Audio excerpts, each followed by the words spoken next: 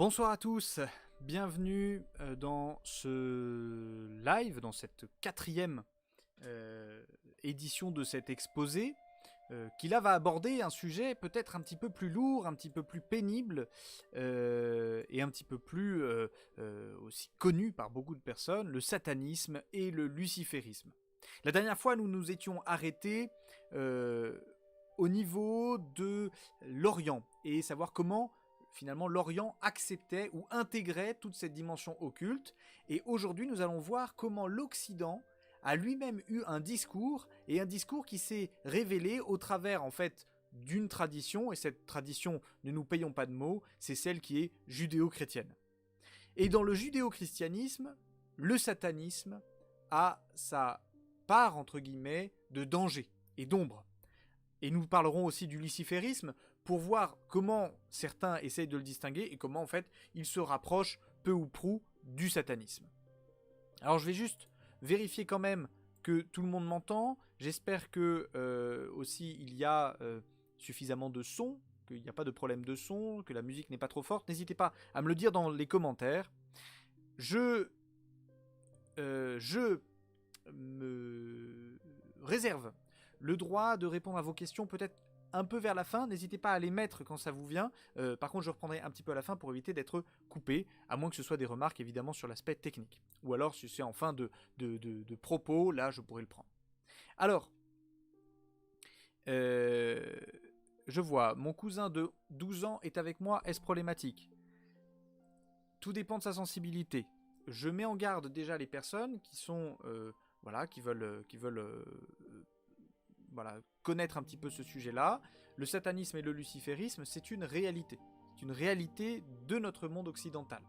Que l'on croit aux démons ou pas, c'est une réalité, c'est-à-dire qu'il y a une pratique, il y a une manière de procéder, et donc, pour les personnes qui sont peut-être un peu sensibles à ce genre de choses, eh bien, c'est intéressant de pouvoir écouter. Il y aura une grosse partie d'angélologie qui peut par ailleurs vous intéresser, mais peut-être que lorsque ça va dériver sur les différents rituels et compagnie, peut-être que là c'est pas forcément la bonne solution de rester. Mais je préviendrai avant, histoire que vous ne soyez pas impressionnés.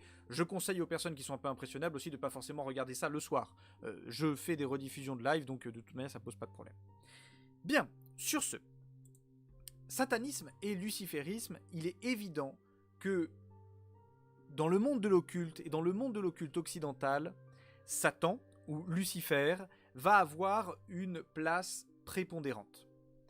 On va s'intéresser un petit peu à ce que dit le christianisme là-dessus. Alors il y a évidemment le christianisme dans son versant protestant, orthodoxe, catholique, ceux qui ont vraiment travaillé d'un point de vue théologique en utilisant je vais dire, la philosophie et l'appareil rationnel, c'est principalement les catholiques. Les orthodoxes aussi. Les protestants ont gardé l'appareil des pères de l'Église, qu'on appelle les pères de l'Église, et ça va dépendre de certains types de protestantisme. Alors, satanisme et luciférisme.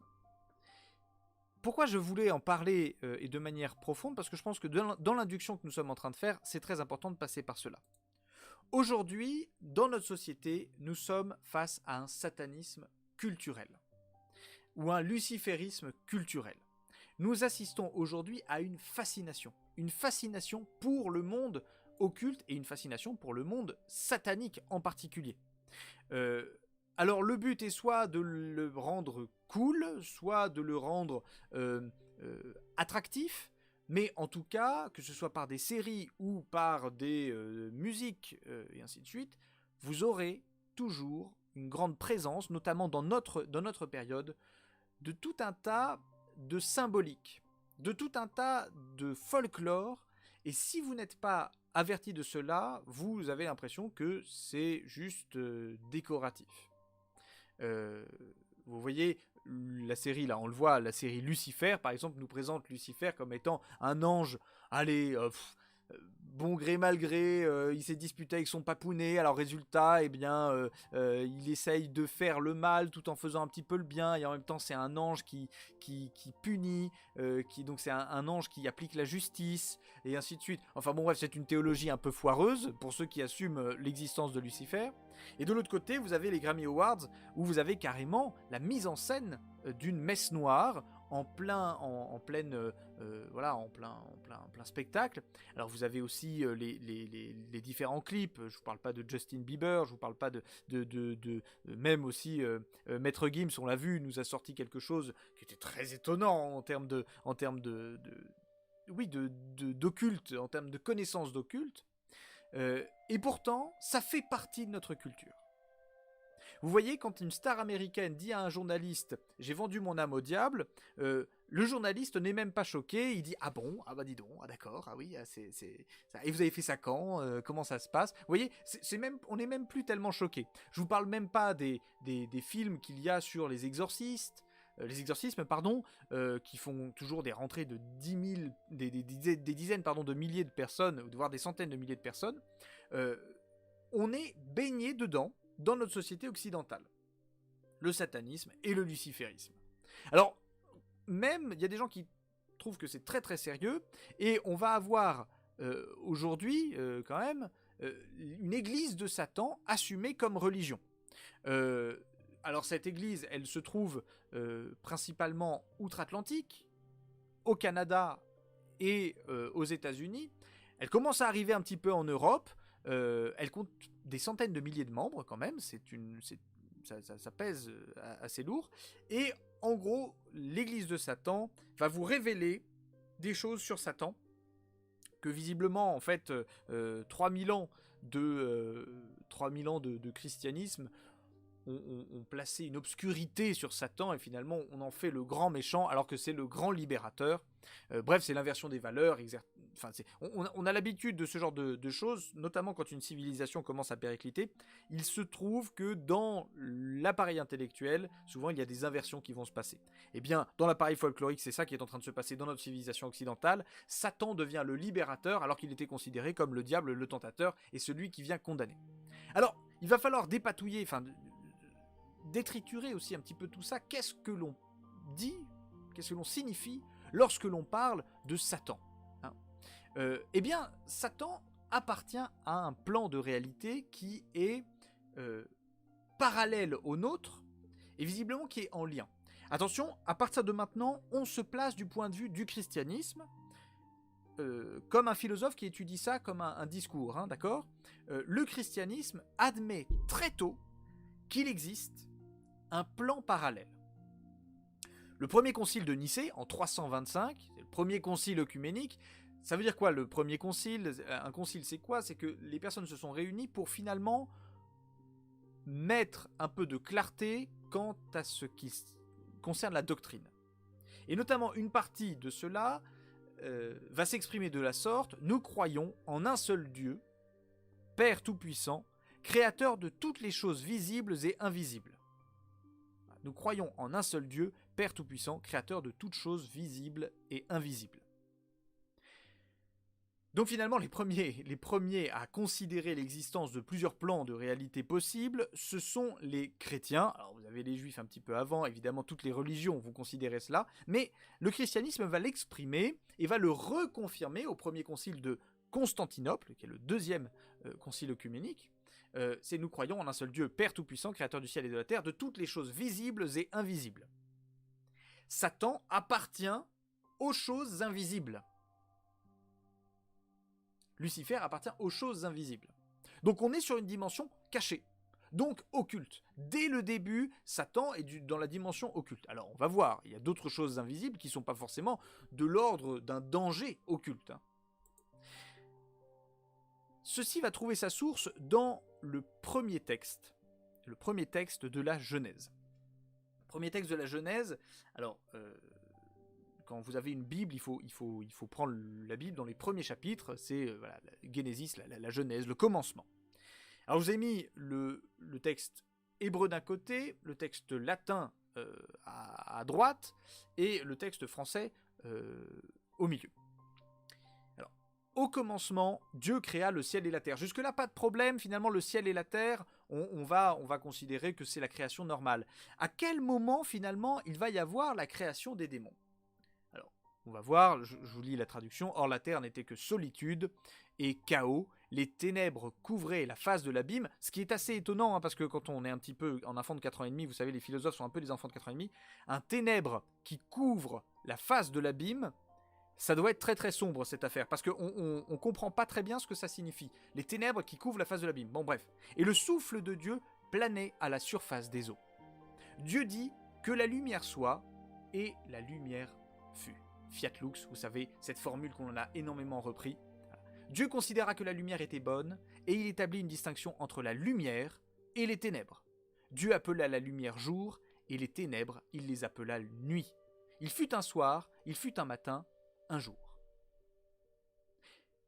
Et là, on se rend compte qu'on nous parle d'un jour, il fut un soir, il fut un matin, alors que la lune et le soleil n'ont toujours pas été créés. Finalement, ce qui sert de mesure au peuple juif pour mesurer les jours et les nuits, la lune et le soleil, eh bien n'ont pas été encore créés. Comment ça se fait alors que l'on va parler d'un jour? Eh bien, beaucoup de commentateurs chrétiens vont dire « Mais attendez, ce dont il est question ici, ce n'est pas de la lumière physique. C'est de la lumière spirituelle. C'est de l'ordre des esprits. Les premières choses à être créées, après le ciel et la terre, eh bien, ce sont des esprits. Et ces esprits, visiblement, il y a une partie qui va être lumineuse et une partie qui va être ténébreuse. Et les chrétiens vont considérer que eh bien,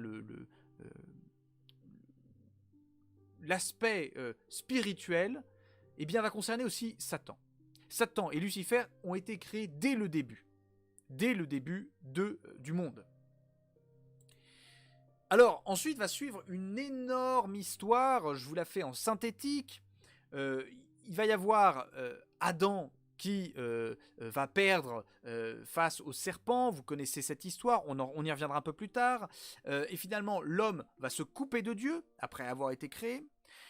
Se coupant de Dieu, finalement, eh bien, il va être rattrapé d'abord avec Noé, il va y avoir une alliance qui va être faite, Dieu va faire une alliance avec Noé, ensuite Dieu va faire une alliance avec Moïse, et le peuple de Dieu va être sauvé de l'esclavage d'Égypte par Dieu et par son envoyé Moïse, qui va préfigurer finalement un combat qui va y avoir entre le Christ qui devient le nouvel Adam contre Satan. Dieu va gagner parce que le Christ ne va pas finalement, va mourir, mais il va ressusciter, et il va donner tout pouvoir à ses disciples, les chrétiens, contre le démon. Et donc l'Église va recevoir une mission, c'est de combattre le mauvais esprit pour que Dieu puisse gagner. Et là, vous remarquez une chose, c'est que les chrétiens sont les premiers à avoir décidé explicitement, avoir reçu, selon eux, la mission explicite de se battre contre un ennemi qui habiterait dans le plan occulte. Croyez-moi, c'est une révélation ou c'est une révolution dans l'histoire des religions. Les religions ont tendance à se mettre le plan occulte dans la poche, à être tout le temps dans un marchandage. Or, ce n'est absolument pas le cas pour elles. Absolument pas le cas. Pour le christianisme, on n'est pas dans un marchandage avec le démon, on est en bataille contre lui. Et en bataille depuis les origines. Comprenez bien, ça va faire que les chrétiens, lorsqu'ils sont sur cette terre, n'ont pas du tout envie d'instaurer un ordre mondial. Ils n'ont pas du tout envie d'instaurer un roi. Ils n'ont pas envie du tout d'instaurer, je sais pas, un nouveau code civil et compagnie. Les chrétiens n'ont pas grand-chose à faire, en fait, des considérations sur ce monde, si ce n'est l'annonce du fait que le Christ a gagné face aux démons et qu'il a sauvé l'homme de la domination de Lucifer. Vous allez me dire, ça fait beaucoup, c'est une énorme synthèse en fait que vous êtes en train de nous faire. Est-ce que finalement Satan correspond bien à ça? Alors il va falloir bien reprendre qui est ce mauvais esprit? Qui est Satan? Qui est Lucifer pour les chrétiens? Alors là, je vous ai mis un petit peu des copains là qui se trouvent ici. Alors vous avez là celui qui se trouve à cet endroit-là, c'est Mammon, hein, qui est au milieu là, qui est assis sur son coffre. Hein. Mammon, c'est le démon de l'avarice. À côté, vous avez Asmodée, qui est le démon de la luxure. En dessous, ici, vous avez Baphomet. Ici, il y a Satan qui reçoit l'âme de quelqu'un. Ici, je sais même plus, je crois que c'est Behemoth. Enfin bon, bref, vous en avez des myriades et des myriades, mais qui est ce mauvais esprit? Qui est Satan? En fait, il va falloir bien comprendre ce que c'est, parce que sinon, on ne peut pas comprendre ce que c'est que le luciférisme ou le satanisme. Alors, Satan, c'est d'abord un ange. Alors, un ange, qu'est-ce que c'est? Un ange, pour les chrétiens, premièrement, c'est une créature de Dieu. Un ange, c'est une créature de Dieu. Ça n'est pas un dieu mauvais, ou un dieu bon. Vous voyez, un ange, c'est une créature de Dieu. C'est-à-dire que c'est une créature qui est au sommet de la création, mais qui reste quand même dans la création. Pour vous faire très simplement les choses, pour les chrétiens, vous avez en hiérarchie, vous avez l'ange, ensuite vous avez l'homme, ensuite vous avez le sanglier par exemple, ensuite vous avez le géranium, ensuite vous avez le minéral, le gazeux, enfin bon bref. Et à côté de cette hiérarchie, vous avez Dieu. Les anges ne sont pas Dieu. Les anges reçoivent de Dieu leurs principes ontologiques. Hein? Alors, donc c'est une créature qui n'est pas liée à la matière. Donc qui est ce qu'on appelle immatérielle et qui subsiste sans matière, et donc c'est ce qu'on appelle les créatures spirituelles. Hein, c'est ça la distinction entre immatériel et spirituel. Immatériel, c'est ce que l'on considère sans matière. Spirituel, c'est ce qui peut exister sans matière. Un ange, c'est une... Allez, employons un terme un peu technique. C'est une substance qui peut exister sans matière, dans sa nature. De ce fait, elle va avoir certaines caractéristiques. On le verra plus tard, hein, savoir ce que les philosophes on peut dire des esprits, hein, mais en tout cas, pour les chrétiens, du fait que c'est une créature spirituelle, c'est une créature qui est douée d'intelligence et de volonté. Et donc, on est en face de certaines personnes. Ce sont des personnes qui ont des personnalités, on peut le dire, des personnalités de par le fait qu'elles ont une intelligence et une volonté. Au sein de ces anges, il faut comprendre une chose très importante, c'est que nous, les êtres humains, nous sommes des créatures, pour les chrétiens, de la même espèce. Entre un homme et un homme, il n'y a pas de différence d'espèce. Il y a juste une différence de matière. Nous avons la même forme, nous avons la même nature, en fait. Pour un ange, c'est différent puisqu'il n'y a pas de matière pour distinguer les anges. Donc finalement, les anges vont être une espèce à part entière. C'est-à-dire qu'à chaque ange, il y aura une espèce.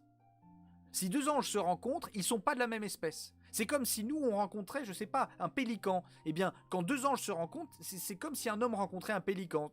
On ne compare pas les anges à des pélicans, mais il va y avoir une rencontre qui sera particulière, qui sera de différentes espèces. Ils seront de différentes espèces. Les chrétiens considèrent qu'il va y avoir des espèces qui sont supérieures à d'autres, en puissance. Et oui, au niveau des anges, il y a certaines intelligences et certaines volontés qui ont une puissance considérable et d'autres qui ont une puissance un peu moindre.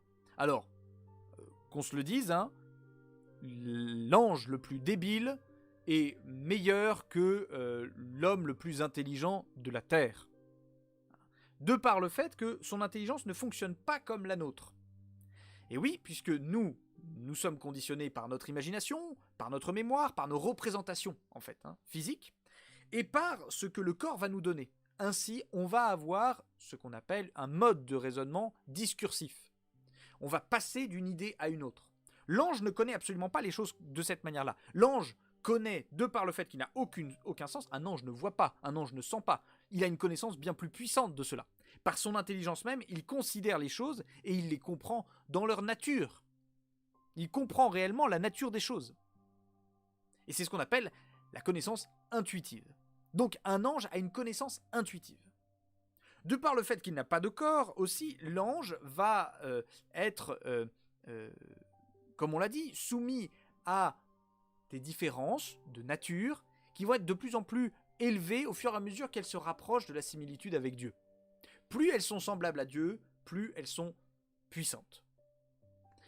Alors il va y avoir une tentative de hiérarchie angélique de la part des différents pères de l'Église. Alors j'espère que je vous l'ai mis là. Oui, c'est ça, la hiérarchie. Une hiérarchie angélique. Bon, il faut bien comprendre une chose, c'est que cette hiérarchie angélique, elle est discutée. Alors pourquoi elle est discutée ? Parce que les chrétiens ne savent pas si cette hiérarchie concerne la nature des anges, si naturellement en fait la hiérarchie que je vous ai mis là correspond à la nature des anges tels qu'ils les envisagent, ou bien si c'est une hiérarchie de rôle qui a été donnée par grâce, par Dieu. Hein, donc c'est un petit peu, voilà, c'est un petit peu débattu actuellement, mais voilà. Alors, cette hiérarchie, on va le voir, vous avez les séraphins. Les séraphins, c'est littéralement ceux qui brûlent, et c'est ceux qui sont le plus proches de Dieu et qui connaissent et brûlent d'amour, qui connaissent très bien Dieu et qui brûlent d'amour pour lui. Hein, et ils voient Dieu comme la fin de toute chose. Alors ensuite, vous avez les chérubins, ce qu'on appelle les chérubins, c'est les sachants, c'est ceux qui connaissent. Vous savez, on représente les chérubins souvent comme des petits enfants tout nus avec des ailes et des joues bien bouffies, etc. Pas du tout. Dans la théologie chrétienne, les chérubins, les kéroubim, hein, ce sont des puissances intellectuelles absolument grandes, puisqu'ils connaissent la raison de la providence dans la forme divine elle-même. Littéralement, ils connaissent Dieu dans ses intentions. Ils connaissent Dieu dans ses intentions, ce qui est absolument incroyable. Et ensuite, vous avez les trônes. Pourquoi on appelle ça les trônes ? Puisque, en fait, on considère que l'action de Dieu s'appuie sur l'action des trônes. C'est-à-dire que Dieu a choisi de s'entourer de certaines substances intellectuelles pour établir sa justice, hein, ses jugements. Alors ensuite, on passe à la deuxième hiérarchie. Vous avez les dominations. Les dominations, c'est celles qui, dans le monde angélique, vont commander aux autres. Hein. Ensuite, vous avez les vertus. Les vertus, c'est celles qui exécutent les commandements divins. Et puis, qui réalisent les miracles. C'est par elles que les saints réalisent les miracles. Ensuite, vous avez les puissances. Les puissances, c'est celles qui conservent l'ordre de la providence divine. C'est elles qui régissent ce qu'on appelle les causes secondes, c'est-à-dire l'ordre du monde. En gros, pour un chrétien, il est quand même maintenu par des substances séparées, appelées des anges, et donc les puissances sont là pour veiller au fait que tout ne se casse pas la figure quand même, hein, que tout soit bien ordonné. On passe à la troisième hiérarchie. Les principautés, c'est celles qui veillent sur le bien commun. Les archanges, c'est celles qui s'occupent du bien humain, hein, au niveau de la foi, des choses qui doivent être crues ou des choses qui doivent être pratiquées. Et ensuite, les anges, littéralement angelos, les envoyés, hein, c'est celles qui veillent sur le bien de chaque homme comme gardien. C'est littéralement, ce sont les anges gardiens. Hein. Voilà. Donc vous avez cette hiérarchie-là. Alors cette hiérarchie-là, à mon avis, la partie la plus logique consisterait à dire qu'elle vient après un événement qui s'est passé dans le monde angélique. Alors, mince, j'ai un petit peu spoilé la suite, mais voilà. Il s'est passé quelque chose dans le monde angélique d'absolument terrible. Chaque être angélique a été confronté à une tentation particulière. Alors, tentation particulière, vous allez me dire, quoi, il a été mis à l'épreuve par Dieu, etc.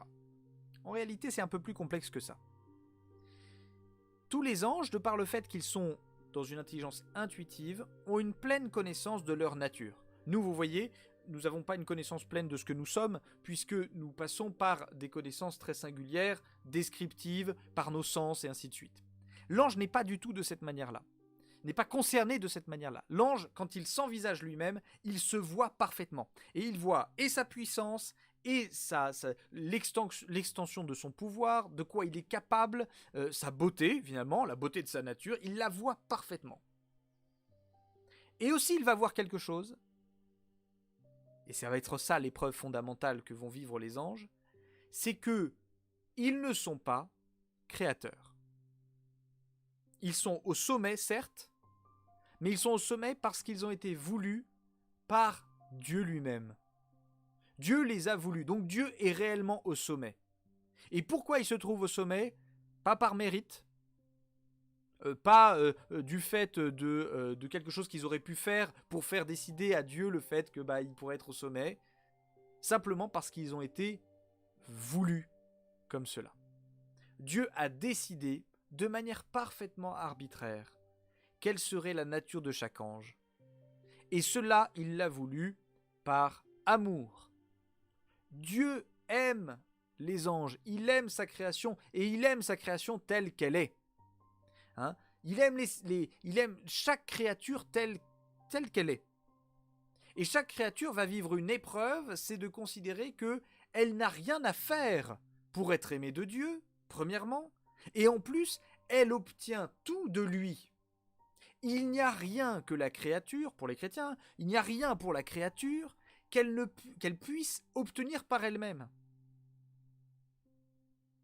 Comprenez bien, c'est assez radical. Un chrétien considère que chaque parcelle de sa peau, que chaque parcelle d'air qui existe, est voulue et pensée par Dieu. Ce qui entraîne dans la création déjà une dignité très grande, en fait, au monde créé. Le monde créé est voulu par Dieu et il est aimé par Dieu. Eh bien, les anges, c'est la même chose. Sauf que, se regardant eux-mêmes, ils ont pleine conscience de cette dépendance ontologique. Du fait qu'ils dépendent d'un autre pour exister. Et sauf que, pour l'un d'entre eux qui vraisemblablement était au sommet, c'est-à-dire était le plus grand des anges,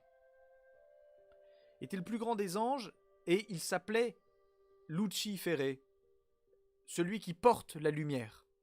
Il portait la lumière, c'est-à-dire que c'était quand même celui qui rayonnait sur les autres. Eh bien, cette confrontation au fait que il était magnifique et en même temps, cette magnificence, il la devait à un autre. Cette confrontation, les chrétiens vont considérer que ça va être une occasion de chute pour Lucifer. Lucifer va finalement ne pas supporter le fait de ne pas être cause de l'ordre qui existe. De ne pas être cause, vu qu'il était magnifique. Il devait rayonner sur tous les autres anges, on peut l'imaginer, et donc il ne comprenait pas pourquoi, eh bien ce n'était pas lui qui était à l'origine.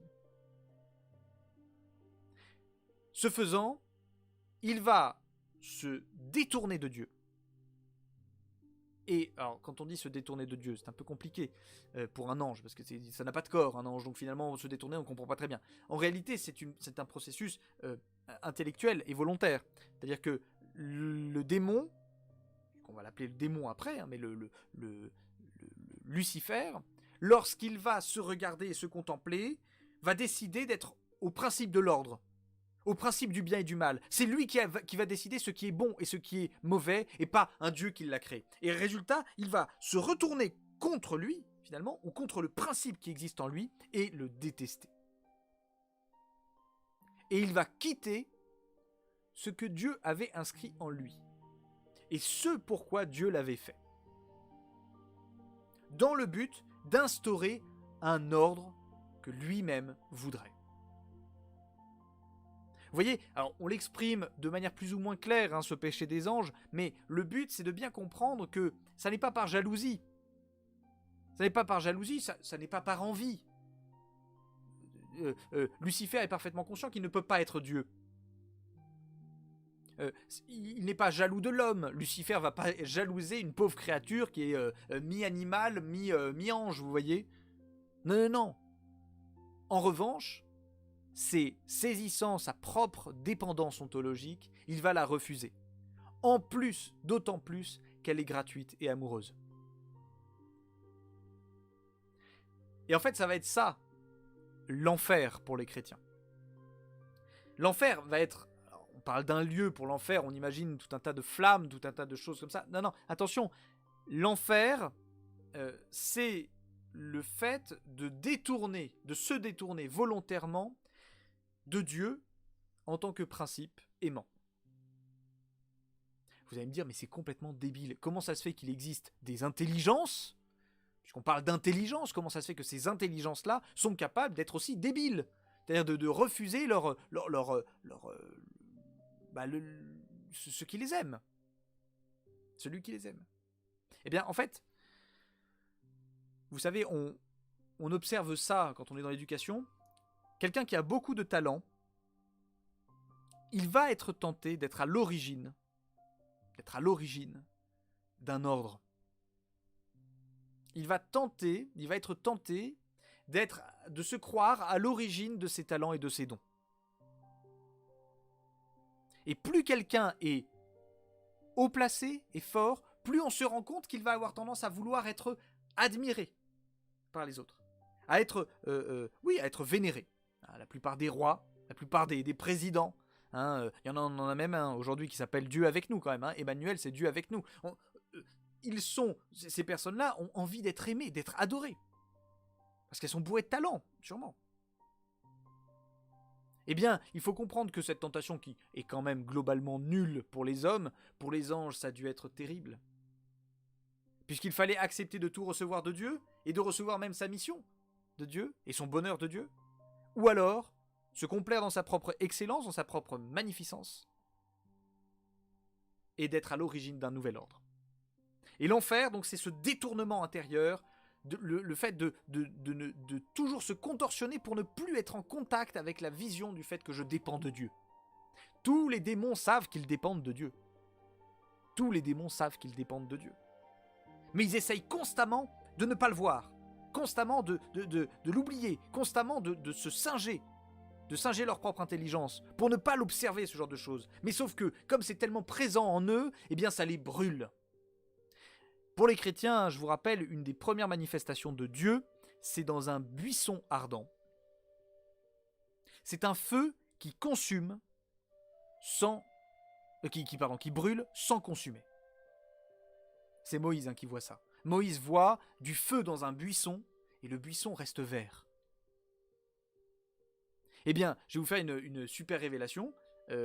C'est que le feu des damnés, des démons, l'enfer, le feu de l'enfer, c'est exactement le même que le feu des bienheureux. Sauf que le rapport de l'intériorité par rapport à cette présence divine n'est pas la même. La personne damnée, le démon, lorsqu'il observe Dieu, c'est une horreur pour lui infinie. Il est confronté à un tel amour qu'il n'en veut pas, c'est l'horreur. Et les bienheureux, ils disent oui encore, c'est super. On le veut. Voilà. Ça, c'est pour vous faire comprendre que Lucifer va être tenté dès sa création. Ce faisant, et choisissant de quitter Dieu, il va entraîner, voilà, on peut le dire. Il va entraîner dans ce mouvement de refus de Dieu, selon les chrétiens, un tiers des anges. Ce qui représente beaucoup, puisque, en fait, il y a plus d'anges que d'hommes. Il y a des milliards et des milliards et des milliards d'anges pour les chrétiens. Eh bien, il y a un tiers qui va suivre Lucifer en étant précipité en dehors de la présence de Dieu, en refusant la présence de Dieu. Sauf que l'histoire ne s'arrête pas là. Comme je vous l'ai dit tout à l'heure, il y a dans l'histoire de l'Église, que l'Église a un narratif, un événement très important, c'est que Dieu va créer l'homme. Et alors là, je vous invite à regarder le texte de la Genèse, pour ceux qui ne sont pas très connaisseurs, il suffit de prendre une Bible, vous regardez ça. Il est dit que donc la chute des anges, on l'a vu, ça se produit dès les premiers chapitres de la Genèse, puisqu'on sépare la lumière des ténèbres. Après cela, il y a toute une création qui suit. Donc comprenez bien, la création continue, ontologiquement, alors que il y a des démons qui œuvrent. Il y a des anges qui sont censés faire leur rôle et qui ne le font plus. Et au milieu de ce chaos, Dieu va créer ce qu'on appelle un jardin. Alors c'est très symbolique, mais Dieu va créer un jardin, c'est-à-dire un état dans lequel les démons n'ont pas accès. Ils ne peuvent pas faire le mal qu'ils sont en train de faire à la création. Tout y est ordonné. Un jardin, c'est quoi? Le propre d'un jardin, c'est qu'on ordonne les choses dans son jardin. On plante les patates d'un côté, on plante les tomates de l'autre, on fait des arbres et compagnie.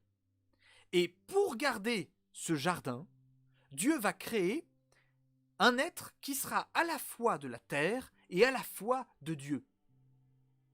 Finalement, un cousin des anges, mais uni, très mêlé à la création. Pas uniquement spirituel, mais corporel. Et il va l'appeler Adam. Adama, hein, vous savez, littéralement, c'est le glaiseux. C'est celui qui est de la terre, qui vient de la terre. Il va créer Adama, je vous passe les détails, il va lui donner une femme, et puis là, eh bien, il va se passer une catastrophe, c'est qu'il va y avoir un serpent. Un serpent, et en fait c'est Lucifer, ce serpent, qui va s'introduire dans le jardin, et qui va tenter Adam et Ève. Les tenter sur quoi? Adam et Ève ont été confrontés à quelque chose qui est un peu paradoxal, mais en fait quand on étudie les textes, c'est assez intelligent. C'est que Dieu leur a dit, vous pouvez manger de tous les fruits qui sont dans ce jardin. Alors Paul Dupont, vous voyez, vous voulez une pêche, eh bien peut-être que dans le jardin il y avait des pêches. Je comprends la référence à Kaamelott, mais voilà, on essaie de retrouver des liens. Ce jardin va être rempli de choses très bonnes. Et Dieu va autoriser Adam et Ève à manger de tout ce qui est bon. Symboliquement, cela veut dire que Dieu est celui qui décide de ce qui est bon et de ce qui est mauvais.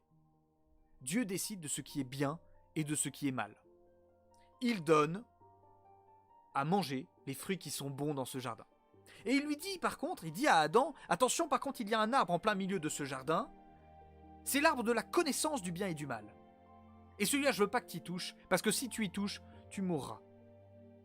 Alors les débiles profonds ont toujours interprété ça en disant « mais c'était l'arbre de la connaissance du bien et du mal, comment ça se fait que finalement Dieu ne voulait pas que Adam puisse connaître le bien et le mal ?» Non, ça n'a rien à voir avec la connaissance de type intellectuel, de la connaissance du bien et du mal. Adam sait très bien qu'il a un jardin à garder. Il a un jardin à garder, donc il sait qu'il existe quelque chose de mauvais. Dieu le prévient d'ailleurs, lui dit « Attention, tu risques de mourir. » Mourir, c'est mauvais pour lui. Adam sait très bien ce qui est mauvais et ce qui est bon. Sauf que le terme de connaissance en hébreu signifie littéralement l'union sexuelle. Connaître, c'est s'unir. La connaissance du bien et du mal, c'est s'unir au bien et au mal, c'est-à-dire devenir l'origine de ce qui est bon et de ce qui est mauvais. Ainsi, eh bien, Adam et Ève vont être tentés d'être à l'origine du bien et du mal. Et vont être tentés par qui? Par Lucifer qui avait lui-même choisi d'être à l'origine de l'ordre. Vous comprenez que Lucifer va juste proposer à Adam la même chute qu'il a réalisée. Alors, Adam était censé défendre Ève, il la défend pas du tout. Ève se retrouve à dialoguer avec le démon, se met à dialoguer avec Lucifer, qui en plus lui ment. Il lui dit non, vous mourrez pas du tout, vous en faites pas. Non, si, ça va bien se passer. Et puis finalement, Ève, elle l'en prend. Elle en prend. Donc elle décide d'être à l'origine du bien et du mal. Ce faisant, qu'est-ce qu'elle fait? Eh bien, elle décide de ramener Adam dans sa chute. Eh bien, ramenant Adam dans sa chute, alors Adam accepte évidemment, et là, il se rend compte d'une chose, c'est qu'ils sont nus. Adam et Ève se rendent compte qu'ils étaient nus. Avant, ils s'en rendaient absolument pas compte. Là, ils s'en rendent compte. Pourquoi? Ils se rendent compte en réalité qu'ils sont vulnérables. Ils sont vulnérables, pourquoi? Puisque si vous devenez à l'origine du bien et du mal, c'est vous qui décidez de ce que vous allez faire de l'un, de ce que vous allez faire de l'autre. C'est vous qui êtes votre propre Dieu. Vous choisissez vous-même de ce qui est bon et de ce qui est mauvais. En fonction de vos impressions, en fonction de ce que vous décidez. Et donc vous devenez un tyran potentiel pour l'autre. Ainsi, Adam et Ève, lorsqu'ils vont se regarder, vont se rendre compte qu'ils sont nus, c'est-à-dire qu'ils sont capables d'être exploités par l'autre, capables d'être dominés par l'autre. À ce moment-là, Dieu arrive. Et là, il va y avoir une énonciation de 3 conséquences. Premièrement, la mort, évidemment. Hein. Mais le premier à prendre son tarif, c'est Lucifer. Lucifer, alors, à la base, on a vu, il s'était détourné de Dieu. Là, Dieu va carrément lui dire, tu es maudit. Tu es maudit. Et tu mangeras de la poussière tout le long de ta vie. Tu ramperas. Tu seras un rampant. Tu seras en dessous. Et la suite, et la postérité de la femme, de celle que tu as attirée à toi, eh bien t'écrasera la tête. La postérité d'Ève t'écrasera la tête. Deuxième chose, il se tourne vers Ève et lui dit, en raison de ce que tu as fait, il va se passer quelque chose de terrible. C'est que premièrement, tu vas souffrir quand tu donneras la vie. Et même en plus, tout ce qui est autour de la vie, en fait, te fera énormément souffrir. Et en raison de ce que tu as fait, eh bien, tu vas être dans la convoitise vis-à-vis de ton mari, vis-à-vis d'Adam. Tu vas vouloir le dominer, en fait. Tu vas vouloir en faire ton objet. Et Adam, lui, ton mari, dominera sur toi. Vous voyez, la conséquence de décider que je suis à l'origine de l'ordre, c'est que je vais vouloir convoiter l'autre pour ce qu'il a de bon et le dominer. Et ce qui va se passer pour Adam, et c'est terrible, c'est maudit soit la terre à cause de toi. Parce que tu as décidé de ce qui était bien et de ce qui était mal et que tu n'as pas reçu ça de Dieu, eh bien en réalité la terre va souffrir. Elle va être précipitée sous la domination d'un autre, et cette domination d'un autre, ce sera Lucifer. Pour les chrétiens, Lucifer est le dieu de ce monde. Il a récupéré la puissance sur ces choses-là. Alors après, vous voyez toute l'histoire qu'on a déroulée, c'est que Dieu, voyant tout ce qui se passait, ne va pas laisser l'homme tout seul. Et même, il va faire quelque chose d'inimaginable pour Lucifer, c'est qu'il va décider de se faire homme. Dieu va se faire homme. Pourquoi ? Pour récupérer la domination sur le monde. Et cette domination, elle se fera par un mot, l'amour. Ça, c'est le message chrétien. Le message chrétien, c'est que la domination du Christ se fera par l'amour. Dieu a aimé sa création dès le début, on l'a dit tout à l'heure, Dieu a aimé sa création dès le début, et donc il veut que le gouvernement se fasse dans l'amour. À aucun moment, Dieu est un dominateur. Mais Dieu a créé les choses, et donc il sait très bien ce qui est bon pour elles. Alors une fois qu'on a vu tout ça, on va voir que donc ça place le statut de Satan. Satan se retrouve comme étant le prince de ce monde, c'est-à-dire il a usurpé la domination que Adam avait, la responsabilité qu'Adam avait, il l'a usurpée, et il se l'est fait prendre par le Christ. Et donc, le combat des chrétiens, c'est de reprendre le pouvoir sur Satan, et de le battre. Alors vous comprenez que Lucifer et Satan détestent l'Église. Pourquoi ? Puisque l'Église va faire quelque chose, et on l'a vu dans l'histoire, absolument incroyable, c'est que là où les apôtres ou les chrétiens passaient, le polythéisme disparaissait, la magie disparaissait, les médiums arrêtaient de recevoir des choses, enfin d'entendre des choses. Bref, tous les dons occultes semblaient s'arrêter. Tous les dons occultes, toutes les puissances occultes semblaient reculer. Les divinités perdaient pied. Et surtout, le Christ arrive avec plusieurs armes, c'est-à-dire qu'il guérit des malades, et en plus ses disciples le font, et il est capable de chasser les démons. Il chasse les démons. Alors, dans notre société, on va voir qu'il existe plusieurs démons qui se montrent. En tout cas, que la culture essaye de montrer. Baphomet, par exemple. Alors Baphomet, je reprends mon petit dictionnaire de démonologie occidentale. Pour Baphomet, vous voyez, c'est le démon que l'on va attribué au temps des Templiers. Hein, on remonte à ça. Voilà pourquoi il est très utilisé, notamment dans tout ce qui est réunions franc-maçonnes et compagnie, puisque les francs-maçons se revendiquent, vous savez, du temple. Et donc le Baphomet va être, vous savez, c'est le démon à tête de bouc qui a une poitrine assez forte et qui a un doigt qui montre en haut et un doigt qui montre en bas. Et ça vient en fait aussi de la table d'émeraude, qui est un ouvrage d'ésotérisme qui dit tout ce qui est en haut est comme ce qui est en bas. Hein, et inversement. Hein. Ce sont des pensées ésotériques. C'est un démon qui va être aussi associé à toutes les pratiques sexuelles de type coprofile.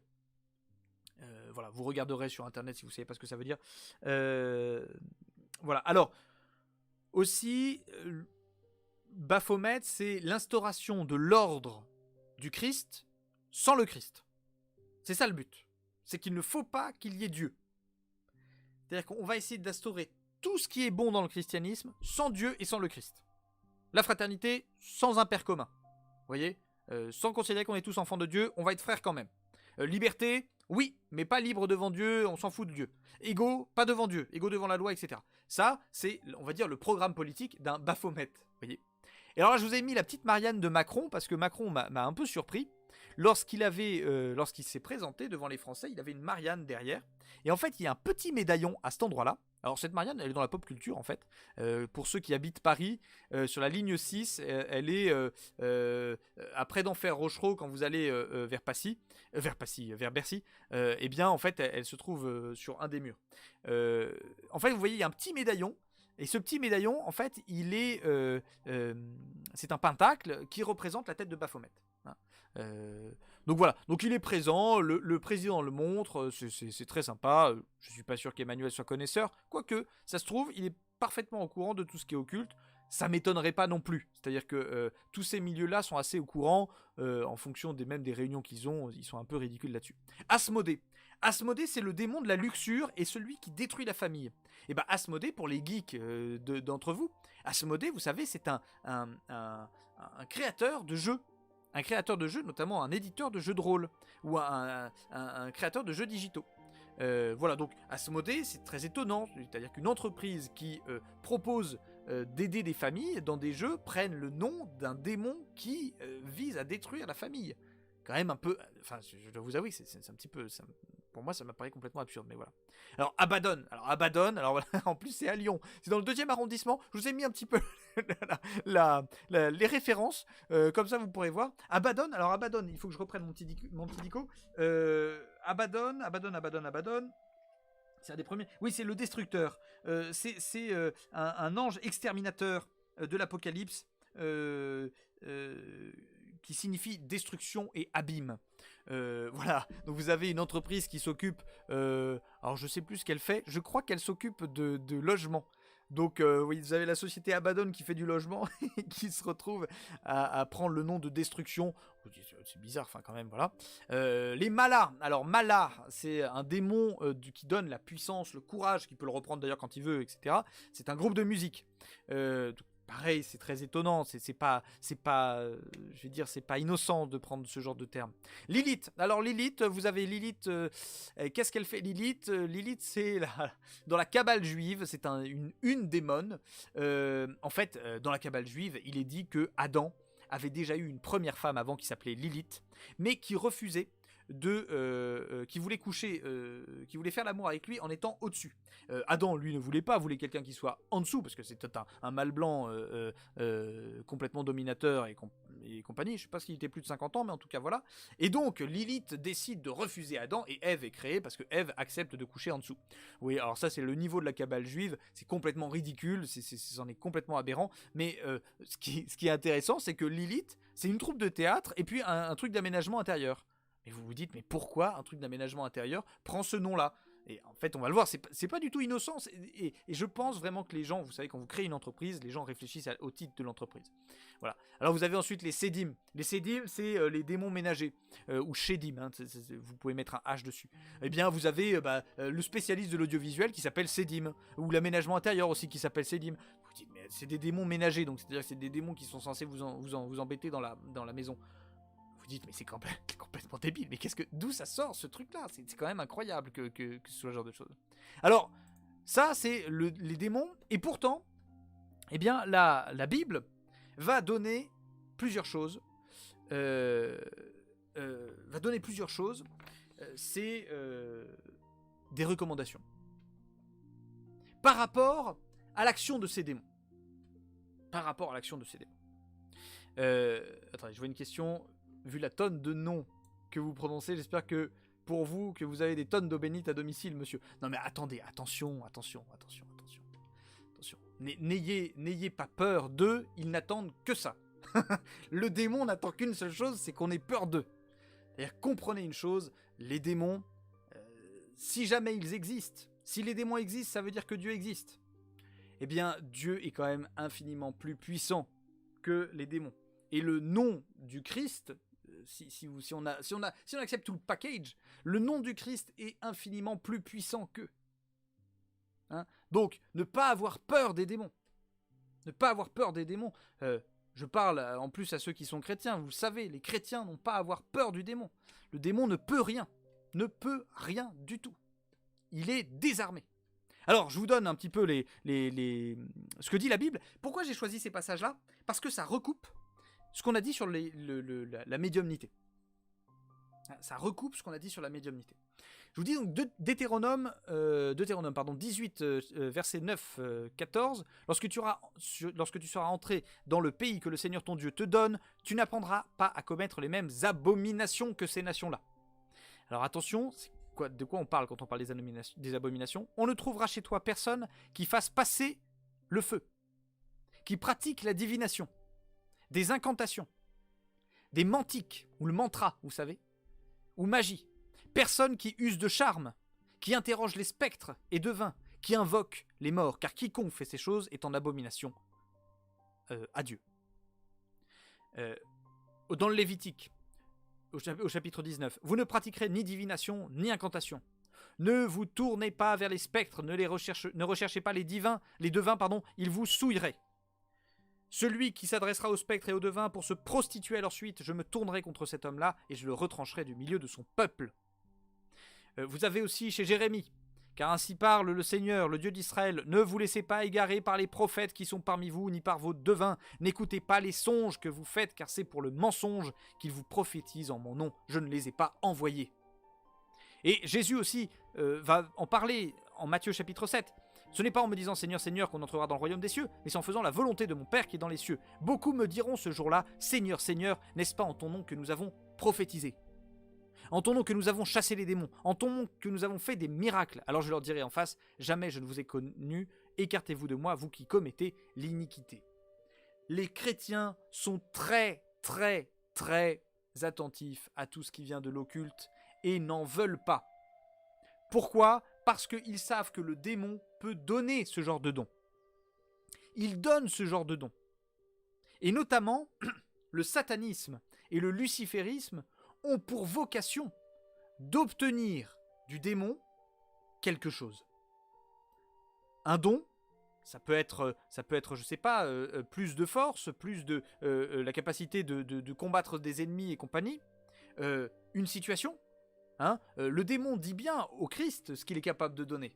Hein, il dit, regarde tous les royaumes de la terre, lorsqu'il se fait tenter au désert, regarde tous les royaumes de la terre, eh bien, je peux te les donner. Il maîtrise tout. Vous voulez avoir plus d'argent, vous voulez avoir plus de succès, etc. Il vous donnera tout. Il vous donnera tout. C'est un prêteur. Il vous donnera avec une contrepartie et des intérêts. Alors les pratiques du satanisme et les pratiques de l'occultisme, alors là, c'est les personnes qui ne sont pas forcément intéressées, vous pouvez y aller, vous pouvez partir. Les pratiques du satanisme et les pratiques du luciférisme.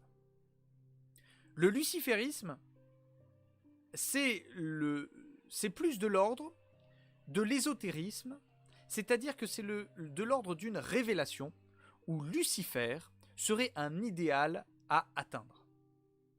Finalement, un des archétypes de ça, c'est tout ce qui est franc-maçonnerie. La franc-maçonnerie veut établir un ordre dans le monde, il ne s'en cache absolument pas, dont le but sera l'avènement de l'homme par l'homme.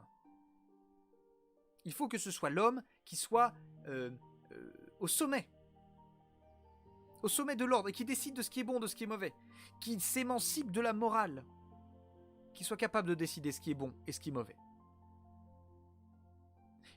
Et ce, part de la connaissance révélée. Et ça, c'est l'approche plutôt du luciférisme. Le luciférisme, le porteur de lumière, vise comment on appelle ça, la connaissance des choses.